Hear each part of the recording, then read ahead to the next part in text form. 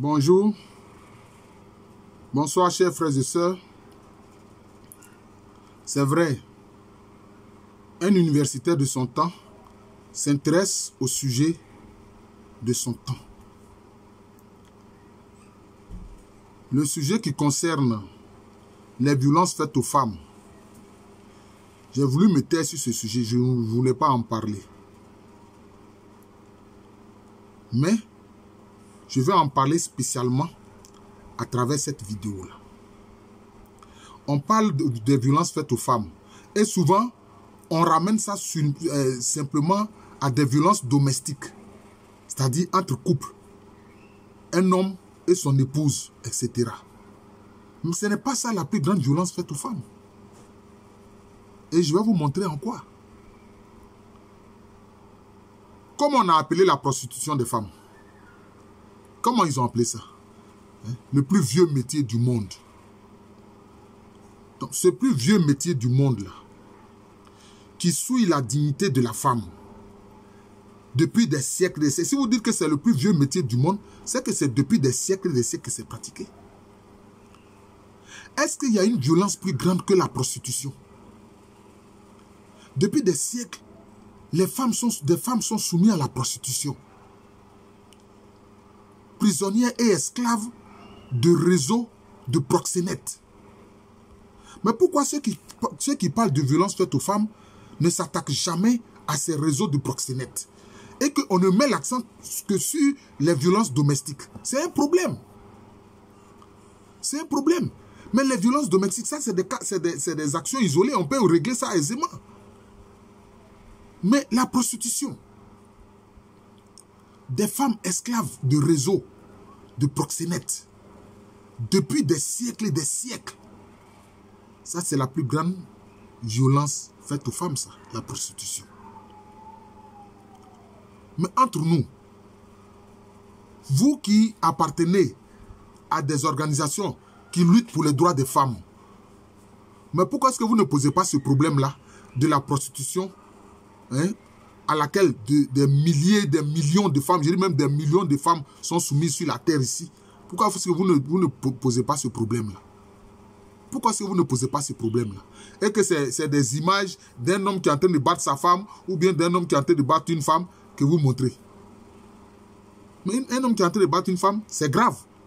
Mais est-ce que c'est plus grave que la prostitution? Cet état d'esclavage auquel des femmes sont soumises, des millions de femmes à travers le monde. Dites-moi, les gouvernants, là, les gouvernements, combien de gouvernements interdisent la prostitution?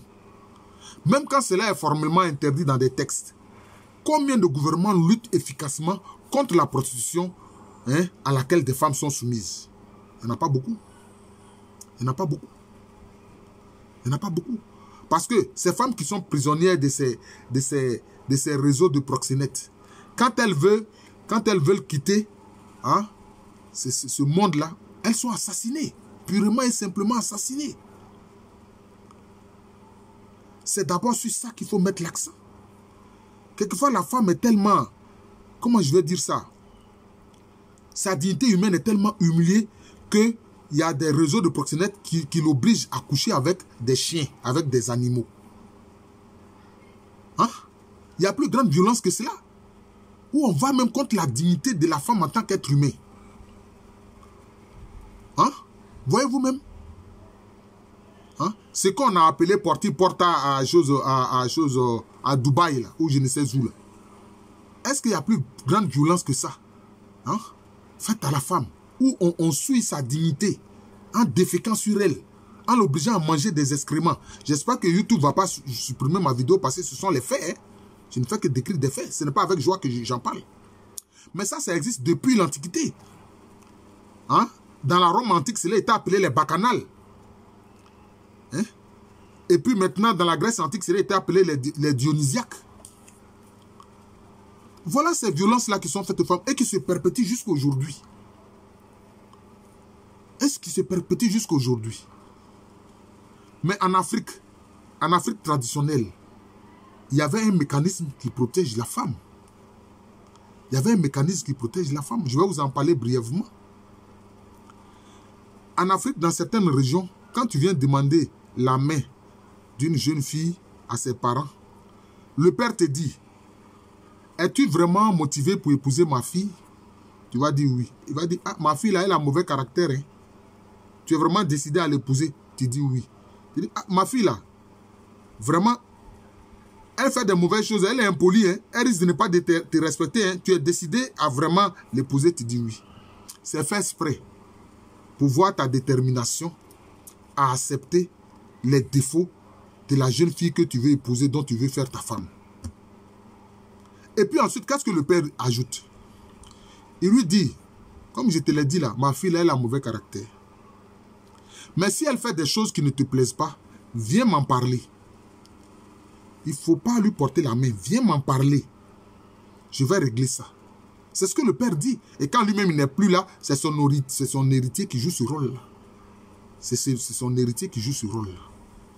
Il dit, si ma fille, ton épouse a fait quelque chose qui ne te plaît pas, viens m'en parler, ne lui porte pas plainte, ne fais pas de violence contre elle. Voilà les mécanismes pour respecter les droits de la femme en Afrique traditionnelle. Parce qu'en Afrique traditionnelle, le mariage, ce n'est pas l'alliance entre deux individus, c'est l'alliance entre deux familles. Aujourd'hui, on suit ce que les Européens font, et puis on ne sait même pas où on va. Hein? Maintenant, on dit que c'est une affaire de deux individus. Mais si c'est deux individus isolés, que le monsieur est violent, mais il va finir par tuer la femme. Il va finir par la tuer. Est-ce quelquefois c'est à ça que malheureusement, quelquefois on assiste? Ou alors la femme, voulant se venger, bon, un coup fatal est porté au mari et puis le mari aussi meurt. Hein? Mais en Afrique, le mariage, ce n'est pas une affaire de deux individus, c'est une affaire de deux familles. C'est une alliance entre deux familles. Et c'est ça qui est bon. Vous comprenez? Vous comprenez? C'était comme ça. C'était comme ça. Ma fille a fait quelque chose qui ne te plaît pas. Viens m'en parler. Je vais lui parler pour qu'elle change, pour qu'elle ait un comportement adéquat vis-à-vis de toi, son époux. Mais si tu t'amuses à lui porter main, à ta femme, là maintenant, qu'est-ce qui se passe? C'est un de ses frères ou deux qui viennent te voir. Pour lui dire, hey, notre beau, ah, notre soeur a dit que tu lui as porté main. Tu as entendu tout ce que notre papa t'a dit au moment du mariage. Il faut éviter de faire ça. Parce que si tu continues, moi son frère là, ou bien nous ses frères là, c'est nous que tu vas frapper. C'est nous que tu vas frapper. Et on verra bien qui va être frappé dans l'affaire. C'est comme ça que ça se passe. Mais quand le mari ne comprend pas que c'est un homme violent, vous savez ce qu'on l'amène à faire? Là, les deux familles même se réunissent. Et souvent même la famille du mari dit, nous te ferons jurer par serment, sous peine de toutes sortes de malédictions, au nom des esprits tutélaires, que si tu bats ta femme, que toutes ces malédictions-là s'abattent sur toi. Et le mari, là, lui-même, sa famille, va le forcer à faire ce serment-là. Alors, il ne peut plus battre sa femme. Parce qu'il sait que battre sa femme implique même un danger pour lui-même son existence. Vous comprenez? C'est ce que l'Afrique traditionnelle faisait. En Afrique traditionnelle, battre les femmes, non. Mais comme nos sociétés s'occidentalisent et que les gens prennent les habitudes des Occidentaux, où le mariage est devenu seulement une affaire de deux individus. Bon, voilà. Quand il n'y a pas de médiateur, bon, voilà, maintenant, voilà ce qui se passe. Vous voyez? Donc, moi, je dis aux organisations qui défendent les droits de la femme, il faut d'abord commencer par la violence la plus exécrable faite à la femme, c'est la prostitution. C'est la prostitution. Et comme les gens se plaisent à dire, malheureusement, c'est le plus vieux métier du monde. Parce que depuis des siècles et des siècles et des siècles, les femmes sont soumises à la violence de la prostitution. En Europe, qu'on disait une Europe chrétienne, bon, moi je dis que l'Europe n'a jamais été chrétienne. Voilà, parce que c'était un christianisme de forme. Voilà. Dans le fond, la règle d'or, c'est-à-dire ne fais pas autrui ce que tu n'aimerais pas qu'on te fasse, ils ne mettent pas ça en application. Sinon, ils n'auraient pas fait la traite négrière, sinon, ils n'auraient pas été des racistes, etc. Et ils n'auraient pas été même des misanthropes, des gens qui sont contre l'être humain. Vous comprenez? Il y avait ce qu'on appelle quoi? Les maisons closes. Les maisons closes. C'est ça, les maisons closes. Mais souvent même les maisons closes, qui fréquentaient ces maisons closes? Souvent, c'était les autorités même de la ville, les grandes autorités de la ville. Les personnages autorités de la ville, c'est ceux-là qui partaient dans les maisons closes pour avoir des rapports avec ces femmes prostituées là. Voilà le problème. Donc, organisation qui lutte pour les droits de la femme. Moi, je vous le dis, la première violence qui est faite à la femme depuis des siècles et des siècles, c'est ce qu'on a appelé le plus vieux métier du monde, c'est-à-dire la prostitution. Mettez d'abord l'accent sur ça. Mettez l'accent sur ça. Sinon, si c'est une violence individuelle vis-à-vis de son mari, elle peut se défendre.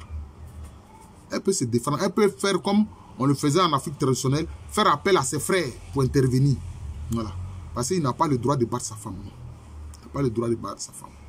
Si elle fait des choses qui ne lui plaisent pas, il pose le problème au père de la femme ou à son héritier ou à ses frères. Aujourd'hui, on peut le faire. Voilà. C'est comme ça. Mais on a vu les bacchanales, porti-porta, etc. Tout ça, ça suit la femme. Et alors, on voit, sur ces aspects-là, on ne voit jamais les droits, les organisations de droits de la femme. Ils viennent parler seulement des violences domestiques. Mais la violence domestique, là, je vous dis que ce n'est rien devant la prostitution. Ce n'est rien devant les porti-porta à Dubaï. Voilà le problème. Bon, voilà. Donc, j'ai voulu aborder ce sujet-là, alors que j'ai tellement de sujets à aborder au plan historique. Mais j'ai voulu parler de ça, puisque, bon, la question des violences faites aux femmes, une fois des gens sont venus me solliciter et dire, ouais, professeur Alou, on aimerait que tu parles des violences faites aux femmes. Je savais que s'ils disaient ce qu'ils sont en train de dire, là, ça n'allait pas les plaire. Donc, je leur ai dit que, bon, ce sujet-là, je ne veux pas en parler. Voilà. Comme je vous ai dit aujourd'hui que je ne voulais même pas en parler. Parce que le vrai problème, pour vraiment éloigner beaucoup de femmes de la violence faite aux femmes, c'est d'abord s'en prendre à la prostitution. Voilà, s'en prendre à la prostitution. Or, souvent, les gouvernements ne font pas grand-chose face à la prostitution parce que c'est des réseaux mafieux, c'est des réseaux violents, c'est des réseaux même de gens, de groupes qui sont armés. Parce que la prostitution rapporte des milliards à travers le monde. Oui, je dis bien des milliards à travers le monde. C'est ça le problème. Voilà, je suis le professeur Alou Kwame René, professeur titulaire d'histoire à l'université Félix Houphouët-Boigny, une université qui est à Abidjan, c'est en Côte d'Ivoire, un pays situé en Afrique de l'Ouest. Merci encore et bonne journée à tous.